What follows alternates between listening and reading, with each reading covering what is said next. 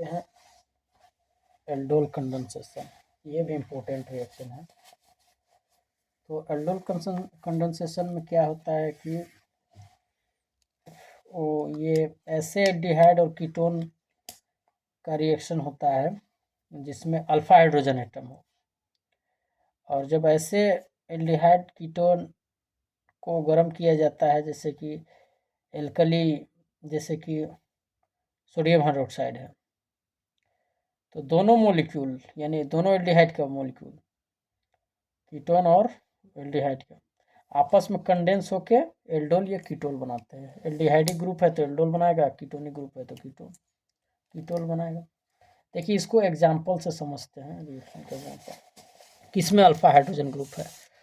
एक याद रखिएगा यहाँ पे कि ये वैसे ही एल्डिहाइड या कीटोन देखने को मिलेगा एल्डोल कंडेंसेशन, मतलब जिसमें अल्फा हाइड्रोजन एटम हो। ये याद रहना चाहिए कि जिसमें अल्फा हाइड्रोजन एटम हो वही कीटोन या एल्डिहाइड एल्डोल कंडेंसेशन को शो करेगा।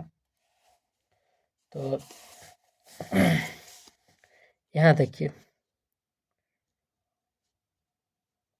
इसमें अल्फा हाइड्रोजन एटम है नहीं, ये तो आपका फंक्शनल ग्रुप हुआ ना। फंक्शनल ग्रुप के बगल में जो कार्बन होता है उसको अल्फा बोलते हैं। जैसे कि इसको इस तरह से लिखे, ये अल्फा होगा, CH2 अगर यहाँ पे CH3, ये बीटा है, मालूम है ना, इससे गिनती होता है फंक्शनल ग्रुप से जो कार्बन जुड़ा है उससे। तो इसमें अल्फा हाइड्रोजन एटम है लेकिन इसमें अल्फा हाइड्रोजन एटम नहीं है। इस फॉर्मल्डिहाइड में अल्फा हाइड्रोजन एटम देखने को नहीं मिल रहा है। ये देखिए इसमें तो है अल्फा, इसमें भी हाइड्रोजन है, अल्फा कार्बन पे हाइड्रोजन एटम है, तो ये एल्डोल कंडेंसेशन को शो करेगा। अच्छा ये देखते हैं अल्फा, ये अल्फा का, मान लीजिए ये अल्फा है, तो क्या यहाँ पे हाइड्रोजन है, देखते हैं डिटेल से स्ट्रक्चर बना के। इसका हाइड्रोजन निकला और इससे ही जुड़ गया, इसका हाइड्रोजन निकल के, ये कुछ इस तरह से है। तो 1 2 3 4 कहाँ है, यहाँ पे कोई अल्फा हाइड्रोजन एटम है नहीं, अल्फा कार्बन पे कोई हाइड्रोजन एटम नहीं है, नो अल्फा हाइड्रोजन एटम, तो ये एल्डोल कंडेंसेशन को शो नहीं करेगा ये। अच्छा एक और एग्जांपल बताते हैं। अच्छा कीटोन का देखते हैं इस बार।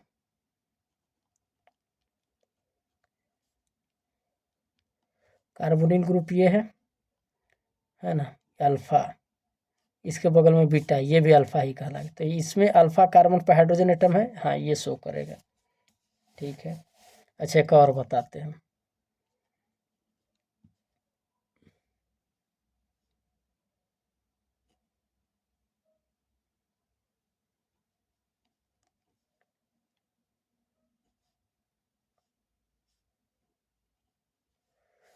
क्या ये शो करेगा, नहीं, अल्फा ये बीटा, अल्फा कार्बन पे कोई हाइड्रोजन एटम नहीं बल्कि क्लोरीन है, तो ये शो नहीं करेगी। तो अब क्लियर है, ये ऐसे इस तरह के क्वेश्चन को समझ जाइए कि है कि नहीं। एक और एग्जांपल दे दिया जाए, CH3CO 3 डिग्री एल्डिहाइड, इसमें देखिए alpha beta beta beta, alpha carbon atom पे कोई हाइड्रोजन नहीं है, तो नो अल्फा हाइड्रोजन एटम, तो ये एल्डोल कंडेंसेशन को शो नहीं करेगा। अच्छा अब रिएक्शन में क्या होता है इसको देखते हैं। सेम यहाँ पे एक एल्डिहाइड ले लेते हैं, acetaldehyde, same group, sodium hydroxide के साथ हीट करेंगे इसी को, सेम चीज है,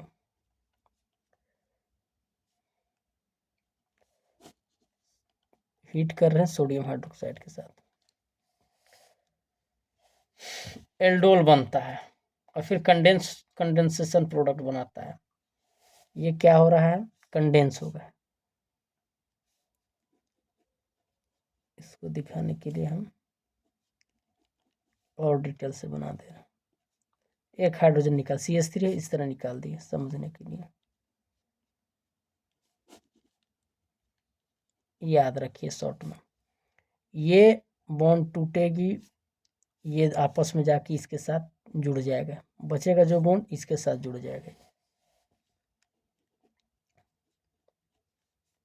CH, ठीक, O ये यहाँ पे चला गया, ठीक, एक निकला, ठीक, 1 2 3 4, ठीक, CH2 CH, ये हुआ आपका एल्डोल हुआ। अब यहाँ से क्या होगा, हीट तो हो ही रहा है, एक वाटर मॉलिक्यूल निकल जाएगा यहाँ से। इसी से इसको समझने के लिए एक H निकाल देते हैं, चलो CH, यहाँ से एक वाटर मॉलिक्यूल रिमूव हो गया। ये जो बॉन्ड टूटा ये इसमें डबल बॉन्ड हो जाएगा। तो कंडेंसेशन प्रोडक्ट, कंडेंसेशन प्रोडक्ट यही है।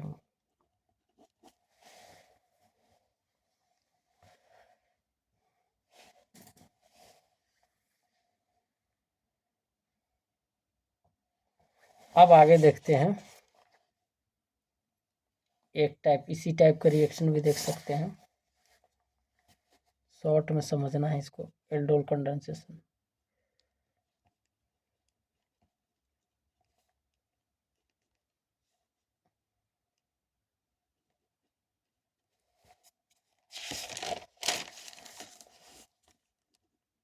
एल्डोल कंडेंसेशन है, याद रखिएगा इसको। सेम चीज CH2 CHO सोडियम हाइड्रोक्साइड के साथ हीट करेंगे, कंडेंस हो जाएगा, बचेगा क्या, अल्फा हाइड्रोजन, यहाँ से अल्फा हाइड्रोजन एटम पे कंडेंस होगा। CH3 CH2 इससे निकल रहा है, यहाँ OH CH, सॉरी इस पार्ट पे जाएगा ना जी, CH3 CH2 CH2 CHOH, फिर एक CH2 CH2 CH, ये नहीं जाएगा, यहाँ पे आएगा ना, ये अल्फा हाइड्रोजन से जाएगा। और एक बार फिर से लिखते हैं जी, CH3 CH2 CH2 OH CH, इस पार्ट पे जाएगा, तो ये CH, फिर CHO इधर बचा क्या, CH2 CH2 CH3, 3 4, 1 2 3 4, यहाँ तक लास्ट होगा CH3, ये होगा, फिर क्या होगा, एक वाटर मॉलिक्यूल रिमूव, ये निकल जाएगा, तो बचा क्या, CH3 CH2 CH2 CH double bond C इधर CH2 CH3 CHO, और देखिए ये बनेगा, ये फाइनल प्रोडक्ट होगा इसका। अब बताते हैं क्रॉस एल्डोल कंडेंसेशन, दूसरा है क्रॉस एल्डोल कंडेंसेशन, सेम इसी तरह है। कहता है कि दो अलग अलग तरह के एल्डिहाइड को, जिनमें अल्फा हाइड्रोजन एटम होता है, उसको रिएक्शन में लेंगे तो 4 अलग अलग तरह के एल्डोल बनेंगे, एक मिक्सचर तैयार होगा 4 अलग अलग तरह के। इसको समझाने के लिए मान लीजिए एक A ले लेते हैं, B ले लेते हैं, तो A का कॉम्बिनेशन बनेगा, फिर B का कॉम्बिनेशन से बनेगा, ये मिक्सचर देखने को मिलेगा, A का मिक्सचर देखने को मिलेगा एक बार, B का मिक्सचर देखने को मिलेगा, AB का मिक्सचर देखने को मिलेगा, और BA का मिक्सचर देखने को मिलेगा। अच्छा समझते हैं इस चीज़ को। एक रिएक्शन ले लेते हैं, A को CH3 CHO, CH3 CH2 CHO, A है ये B है, है ना। जब ये कंडेंस होगा सेम वैसे ही रिएक्शन है। जब ये दोनों को कंडेंसेशन प्रोसेस में डाल रहे हैं, सेम वही सोडियम हाइड्रोक्साइड के साथ हीट कर रहे हैं। इसका अल्फा, इसका अल्फा, ठीक है। इसका अल्फा, ठीक। CH3 CHOH CH3 CHO, ये दोनों से AB बना, ये AB का कॉम्बिनेशन बना, ठीक। एक बनेगा एक बार, CH3 CHO है ना, यहाँ पे OH, ठीक। फिर यहाँ पे सेम चीज़ से ही कर रहे हैं, कहने का मतलब AA कर रहे हैं, AA कॉम्बिनेशन, यानी CH3, यही चीज़ को CH3 कंडेंस करेगा तो क्या बनेगा, AA कॉम्बिनेशन में बनाना है। एक मिक्सचर ये देखने को मिलेगा।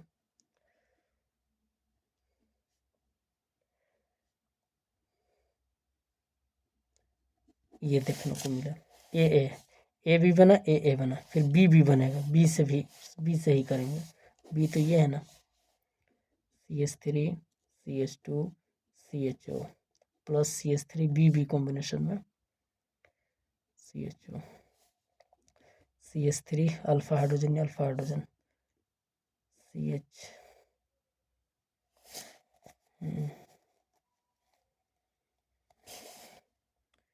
CH2 OH H है पहले से, यहाँ पे जाएगा CH3 CHO A B B. अब देखते हैं एक और मिक्सचर तैयार होगा, BA है ना, B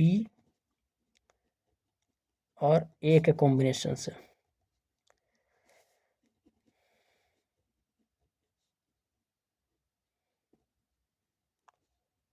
कंडेंस करेगा ये।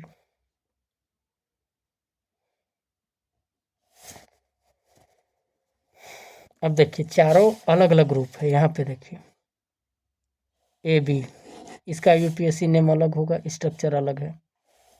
AA, ये देखिए ये इससे डिफरेंट है, B भी, ये भी डिफरेंट है, ये भी, B प्लस A भी, ये चारों अलग अलग मिक्सचर है, अलग अलग केमिकल कंपाउंड बन रहा है। तो इस तरह से क्रोसेल्डोल होता है।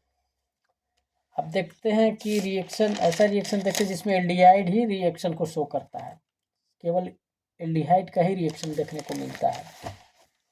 तो उस रिएक्शन को देखने के लिए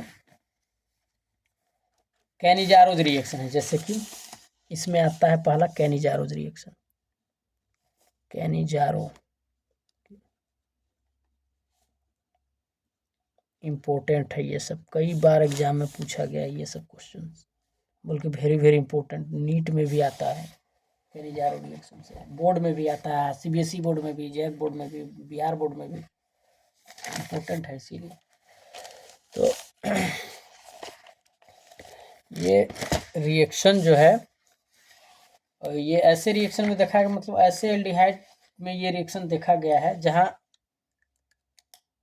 कोई अल्फा हाइड्रोजन एटम नहीं होता है।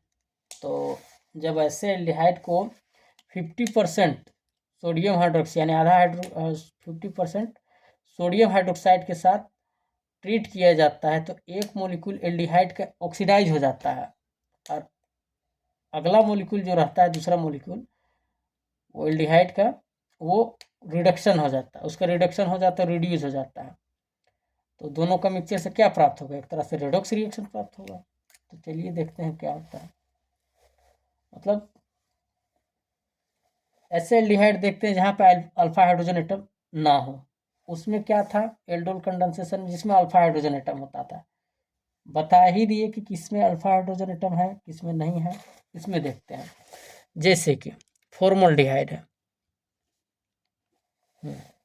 इसमें अल्फा हाइड्रोजन एटम है नहीं, अल्फा कार्बन है ही नहीं इसमें, क्योंकि फंक्शनल ग्रुप कार्बनिक ग्रुप से कोई है नहीं, इसकी पहचान हो गई।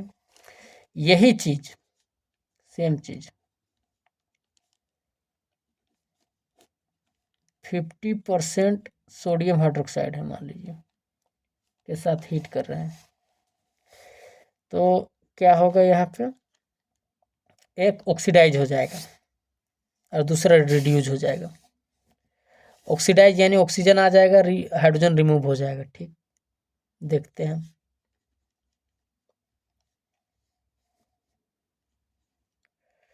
हाइड्रोजन हटा, सोडियम हाइड्रोक्साइड टूटा कुछ इस तरह से।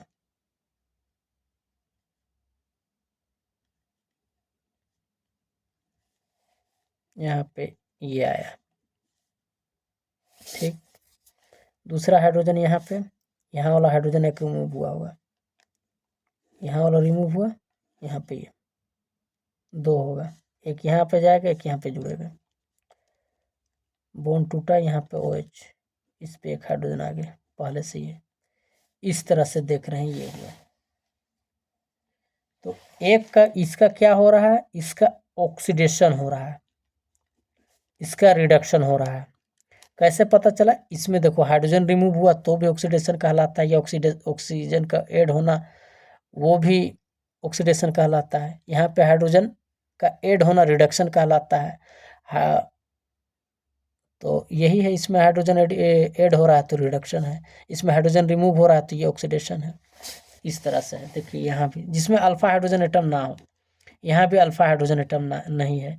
इसको अभी बता दिए थे, थोड़ा देर पहले इसको बता दिए थे। इसमें क्या होगा, सेम चीज है, सोडियम हाइड्रोक्साइड 50% सोडियम हाइड्रोक्साइड के साथ हीट करेंगे, क्या होगा, एक यहाँ पे ONA आएगा, फिर यहाँ पे हाइड्रोजन चला जाएगा, तो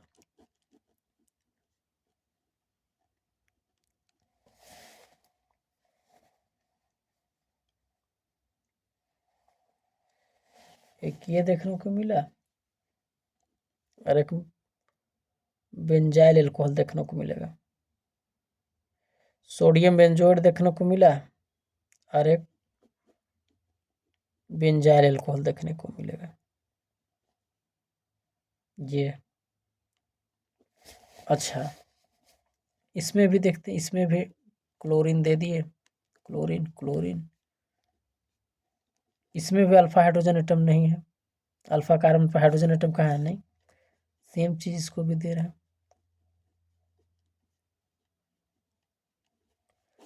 50% सोडियम हाइड्रोक्साइड के साथ। ये भी कंडेंस कर, ये भी करेगा क्या, यहाँ पे ONA हाइड्रोजन रिमूव, यहाँ पे CH2OH, क्लोरीन, सेम प्रोसेस है, सेम वैसे ही देखने को मिलेगा।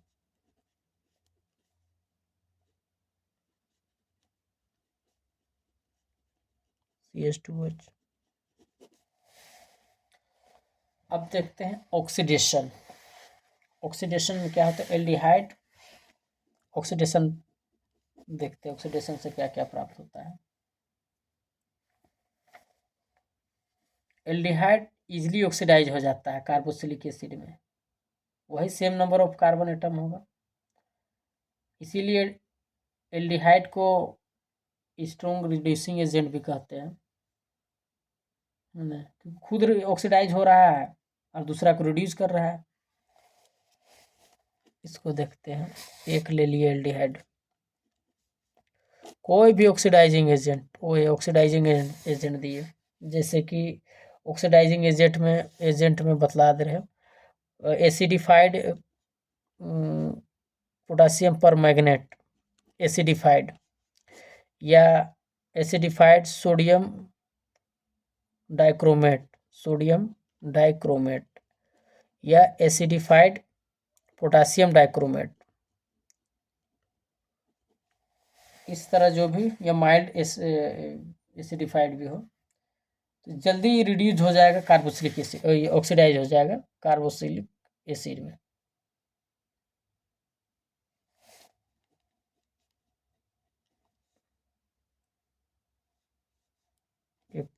रिड्यूसिंग एजेंट भी है, मान लीजिए ऑक्सीडेशन कर रहे हैं पोटासियम डाइक्रोमेट के साथ, है ना, एसिडिफाइड पोटासियम डाइक्रोमेट के साथ कर रहे हैं, तुरंत ऑक्सीडाइज होकर कार्बोक्सिलिक एसिड में कन्वर्ट हो गई। तो ये है इसका, तीनों में से कोई भी दे सकते थे, पोटेशियम परमैंगनेट भी दे सकते थे। अब देखते हैं कुछ कुछ टेस्ट के बारे में कि एल्डिहाइड को कीटोन से कैसे पहचाने। कीटोन और कोई है कंपाउंड जिसमें दोनों में कार्बोनिल ग्रुप रहता है, तो कुछ कुछ टेस्ट से पता चलेंगे, हाँ ये वाकई में ये एल्डिहाइड है, ये कीटोन है। तो उसके लिए कुछ कुछ टेस्ट है, जैसे कि टोलेंस रिएजेंट है, वो टेस्ट किया जाता है एल्डिहाइड टेस्ट के लिए, टोलेंस रिएजेंट, टोलेंस रिएजेंट। फिर दूसरा फेलिंग सॉल्यूशन, तीसरा है बेनेडिक्ट सॉल्यूशन। बेनेडिक्ट एक तरह से रिएजेंट है, तीनों रिएजेंट है जिससे पता करेंगे कि एल्डिहाइड है कि कीटोन है। ये सभी क्या है कि वीक ऑक्सीडाइजिंग एजेंट है, तो इसको ऑक्सीडाइज करेंगे, ये मतलब ये एल्डिहाइड को ऑक्सीडाइज करता है लेकिन कीटोन को नहीं करता है, क्योंकि ये सब टेस्ट है, ये सब टेस्ट करेंगे तो ऑक्सीडाइज करता है एल्डिहाइड को लेकिन कीटोन को नहीं करता है, कीटोन को। तो पता चल जाएंगे इससे ऑक्सीडाइज हो रहा है यानी रिएक्शन चेंज हो रहा है, तो क्या पता चल रहा है कि एल्डिहाइड है। ऑक्सीडाइज नहीं कर पा रहा है यानी कीटोन ग्रुप है। तो देखते हैं इसको टोलेंस रिएजेंट क्या कहता है। टोलेंस रिएजेंट जो है अमोनिया कल सिल्वर नाइट्रेट सॉल्यूशन जो है उसको टोलेंस रिएजेंट कहते हैं, है ना। जैसे कि ये हुआ टोलेंस रिएजेंट, अगर देखें तो यही टोलेंस रिएजेंट है, टोलेंस रिएजेंट। अब इसको प्राप्त कैसे करेंगे उसको देखते हैं। तो अमोनिया, ये क्या बोलते हैं,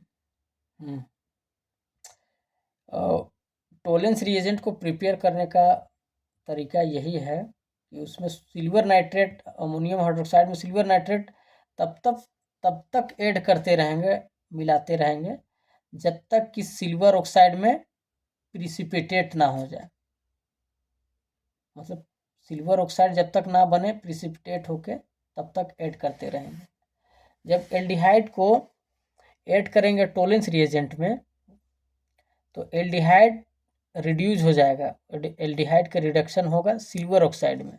मतलब एल्डिहाइड क्या करेगा, रिडक्शन करेगा सिल्वर ऑक्साइड को मेटालिक सिल्वर में, जो कि लगेगा चमकीला टाइप में, मिरर चमकने जैसा, मिरर के तौर पर। मिरर इफेक्ट किसे रहता है, उसी तरह डिपोजिट हो जाता है। इसीलिए टोलेंस रिएजेंट टेस्ट को मिरर टेस्ट भी कहते हैं, सिल्वर मिरर टेस्ट भी कहते हैं। अब देखते हैं कैसे हो रहा है। चलिए सिल्वर नाइट्रेट लेते हैं और अमोनियम हाइड्रोक्साइड के साथ रिएक्ट करते हैं। सबसे पहले कि सिल्वर नाइट्रेट को अमोनियम हाइड्रोक्साइड में तब तक ऐड करते रहेंगे, मिलाते रहेंगे जब तक कि प्रिसिपिटेट ना हो सिल्वर ऑक्साइड में। Silver nitrate AgNO3, ammonium hydroxide, इसका 2 मोल, इसका भी 2 मोल आपस में रिएक्ट किया, ये Ag2O सिल्वर ऑक्साइड बना। ठीक, अब बचा क्या, 2NH4 NO3, 2NH4 NO3। ठीक, AgO तो निकल गया यहाँ पे, ये भी क्लियर हो गया। ठीक, तो हाँ वाटर मॉलिक्यूल बचा, ये हो।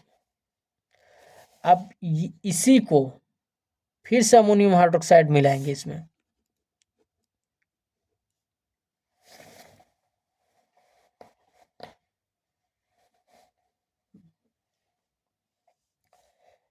फिर अमोनियम हाइड्रोक्साइड मिलाएंगे, NH4OH।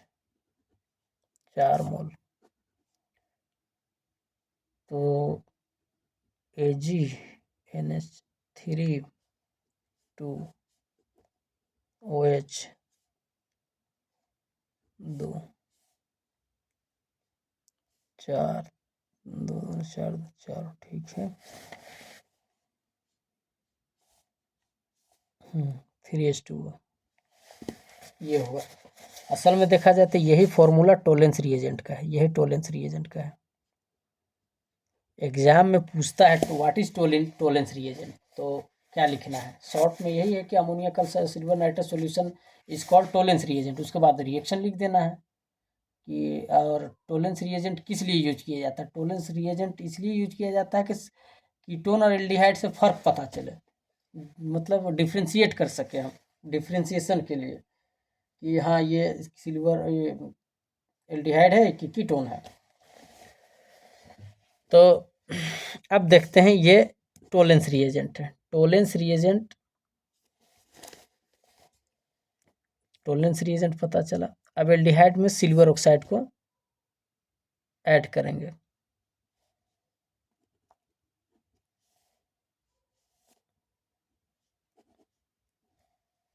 वही नहीं बोल रहा कि when aldehyde is added to Tollens reagent, है ना।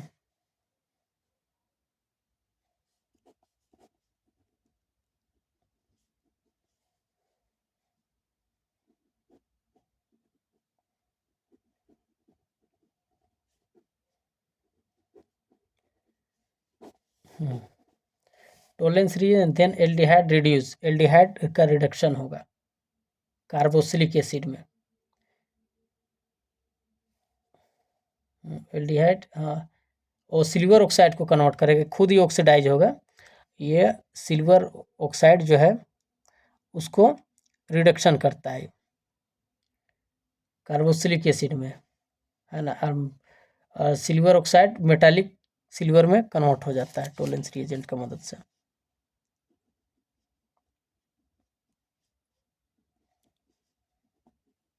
सिल्वर ऑक्साइड ही इसका रिडक्शन करेगा, खुद को ही ऑक्सीडेशन होगा इसका खुद का।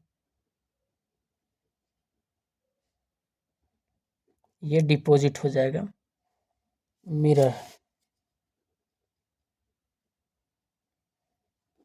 मिरर के तौर पर लगने लगेगा कि हाँ कोई शीशा है, चमक रहा है। तो ये हुआ टोलेंस रिएजेंट का इफेक्ट क्या है। अच्छा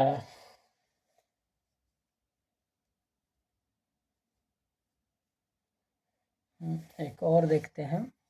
अब देखते हैं फेलिंग सॉल्यूशन।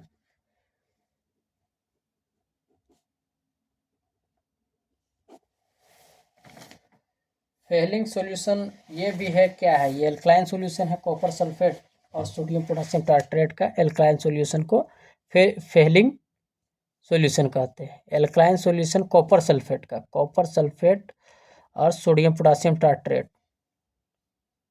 है ना, सोडियम पोटेशियम टार्ट्रेट।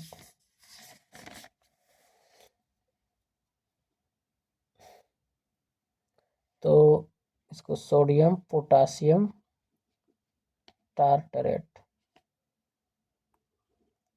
इसका कौन मिक्सचर को क्या क्या बोलते हैं? इसके एल्कलाइन सॉल्यूशन को फेलिंग सॉल्यूशन कहते हैं। जब एल्डिहाइड को मिक्स किया जाता है फेलिंग सॉल्यूशन के साथ तो एल्डिहाइड का रिड्यूस किसको रिडक्शन करता है? कॉपरिक ऑक्साइड को, क्यूप्रिक ऑक्साइड को कॉपरस ऑक्साइड में रिडक्शन कर देता है और खुद ऑक्सीडाइज हो जाता है। तो कॉपरिक ऑक्साइड जो रहता है डीप ब्लू कलर का रहता है और क्यूप्रस ऑक्साइड रेड प्रिसिपिटेट रहता है। इस चीज को समझते हैं थोड़ा सा, देखिए कॉपर सल्फेट ले लेते हैं, उसको कैल्शियम हाइड्रोक्साइड के साथ रिएक्ट किए, कैल्शियम सल्फेट बना और कॉपर हाइड्रोक्साइड ये हुआ। अब ये कॉपर हाइड्रोक्साइड को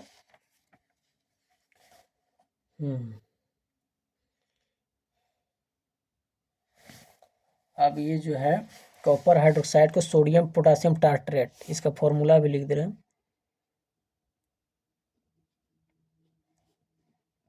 सोडियम टार्ट्रिक एसिड से टार्ट्रेट हुआ है ना, सोडियम पोटासियम टार्ट्रेट, यही है। अब इसको कॉपर सल्फेट, ये इसको कॉपर हाइड्रोक्साइड के साथ रिएक्ट करेंगे, कॉपर हाइड्रोक्साइड है।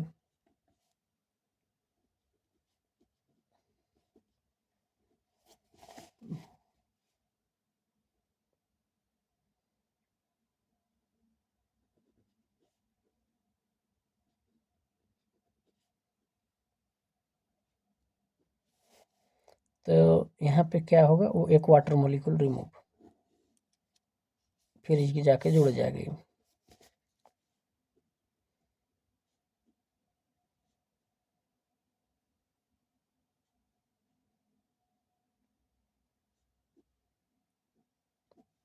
ये हुआ।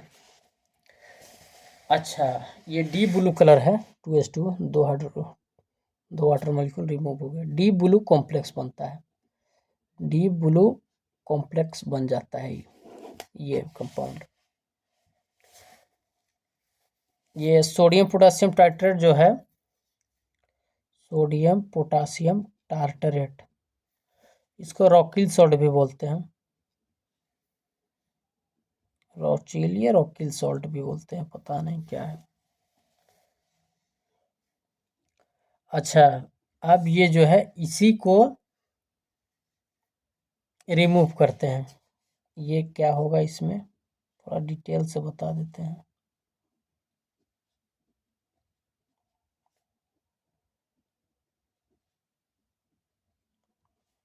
ये कुछ इस तरह से रिमूव होगा, 2 मॉलिक्यूल इसका, 2 मोल 2CO में कन्वर्ट होगा, और ये क्या है, ये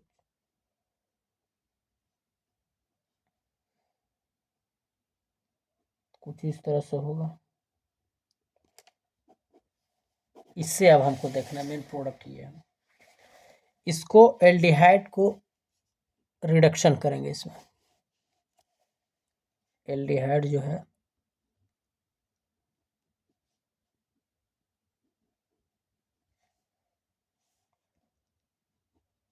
क्यूप्रिक ऑक्साइड, इसको बोलते हैं क्यूप्रिक ऑक्साइड ही। ये डीप ब्लू कलर है ना, इसका ऑक्सीडेशन हो रहा है, इसका रिडक्शन होगा, इसका ऑक्सीडेशन हुआ, इसका रिडक्शन हो गया, 2 मोल था, एक ये कन्वर्ट हुआ, ये क्यूप्रस ऑक्साइड हुआ, कलर चेंज हो गया, देखिए रेड प्रिसिपिटेट होगा, तब पता चलता है अगर डीप ब्लू कलर से रेड प्रिसिपिटेट हो रहा है, यानी क्या है, वहाँ एल्डिहाइड ग्रुप है, एल्डिहाइड कार्बोक्सिलिक एसिड में कन्वर्ट हुआ होगा, मतलब ये हुआ उसका, तो यही फेलिंग सॉल्यूशन। अच्छा, एक और है यहाँ पे बेनेडिक्ट, बेनेडिक्ट कुछ है नहीं, सिंपल सा है। बेनेडिक्ट में क्या होता है, एल्कलाइन कॉपर सल्फेट और सोडियम साइट्रेट का उसी तरह है, सेम जो देखे ना ये फेलिंग सॉल्यूशन, उसी तरह बेनेडिक्ट भी है, बेनेडिक्ट सॉल्यूशन भी है, ये बेनेडिक्ट रिएजेंट क्या है, ये एक तरह से मिक्सचर है दोनों, ये सॉल्यूशन है, एल्कलाइन सॉल्यूशन जो है ना, alkaline solution of copper sulphate और सोडियम साइट्रेट, टार्ट्रेट था यहाँ, साइट्रेट है यहाँ, है ना, यही चीज क्या है, सोडियम साइट्रेट और कॉपर सल्फेट के एल्कलाइन सॉल्यूशन को बेनेडिक्ट कहते हैं, बेनेडिक्ट सॉल्यूशन कहते हैं। अब कॉपर सल्फेट देखते हैं, कॉपर सल्फेट है, कैल्शियम हाइड्रोक्साइड वैसे ही सेम, कैल्शियम सल्फेट प्राप्त हुआ और copper hydroxide, copper hydroxide same वैसे ही होगा, CH OH,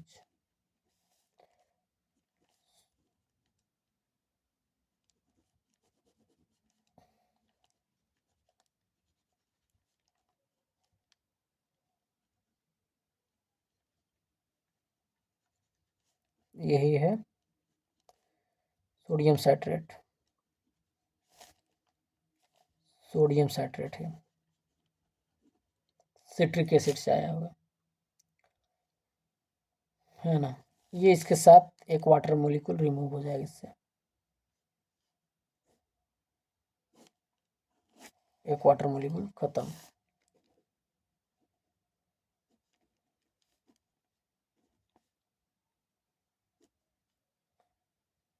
बचा क्या इसमें, यही हुआ CH2।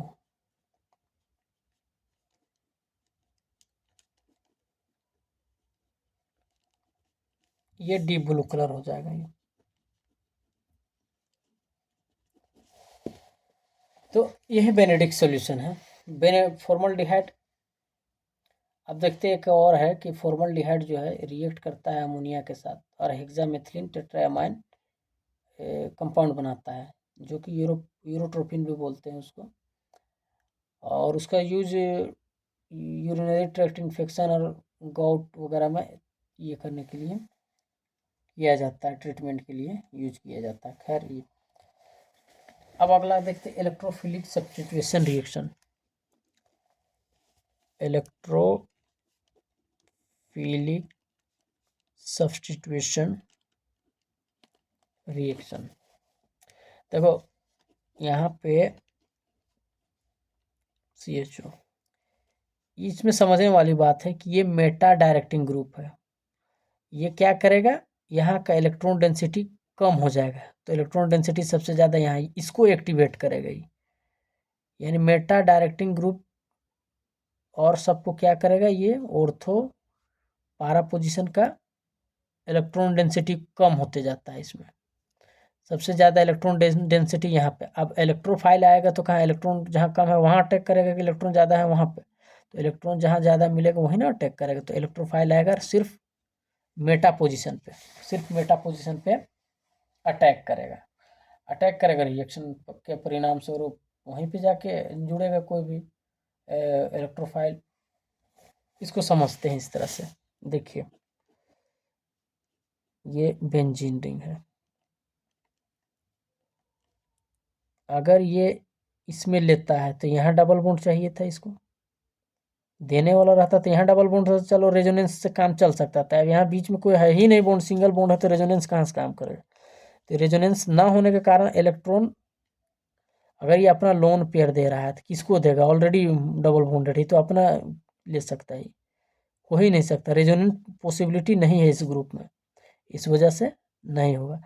लेकिन OH में क्या होता था, मान लीजिए यहाँ पर OH था तो एक दिया यहाँ पे ऑक्सीजन ग्रुप, यहाँ पे दिया डबल बॉन्ड बना, यहाँ पे डबल बॉन्ड ला, इस तरह से होकर रेजोनेंस देखने को मिलता था। लेकिन यहाँ रेजोनेंस देखने को नहीं मिलता। ये इलेक्ट्रॉन विड्राइंग ग्रुप है, इलेक्ट्रॉन निकालने वाला। तो जो भी है यहाँ से इलेक्ट्रॉन निकालेगा। अगर मान लीजिए यहाँ टूटता है तो ये यहाँ पे गया, फिर ये यहाँ पे आएगा, ये नेगेटिव चार्ज यहाँ, तो ये क्या करेगा, इस तरह से इलेक्ट्रॉन खींचते जा रहा है। तो इसका इलेक्ट्रॉन यहाँ पे इलेक्ट्रॉन डेंसिटी कम होते जा रहा है, यानी इस पोजीशन पे आता नहीं, मालूम है ना, इस पोजीशन पे आएगा नहीं, तो यहाँ पे ज़्यादा इलेक्ट्रॉन देखने की पॉसिबिलिटी है। तो अगला जो इलेक्ट्रोफाइल आएगा, जो उसको इलेक्ट्रॉन जहाँ मिलेगा वही ना अटैक करेगा, तो ये यहाँ पे आके अटैक करेगा। ये इलेक्ट्रोफाइल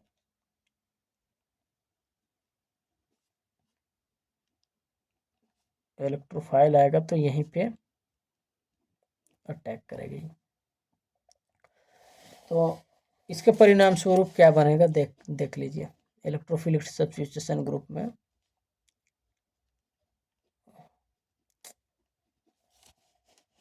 ये है, अगर इसमें chlorination AlCl3 plus AlCl3, Friedel Crafts acylation, Friedel craft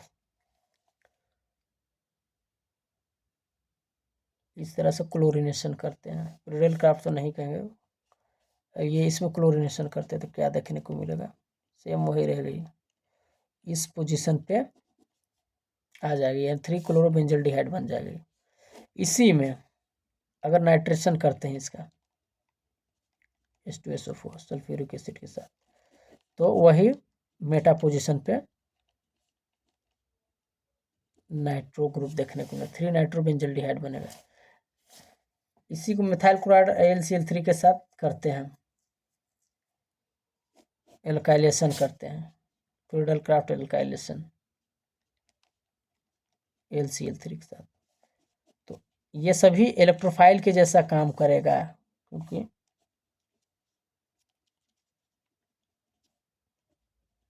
ये हुआ 3-मेथाइल बेंजल्डिहाइड देखने को मिलेगा। अगली वीडियो में देखेंगे कार्बोक्सिलिक एसिड के बारे में।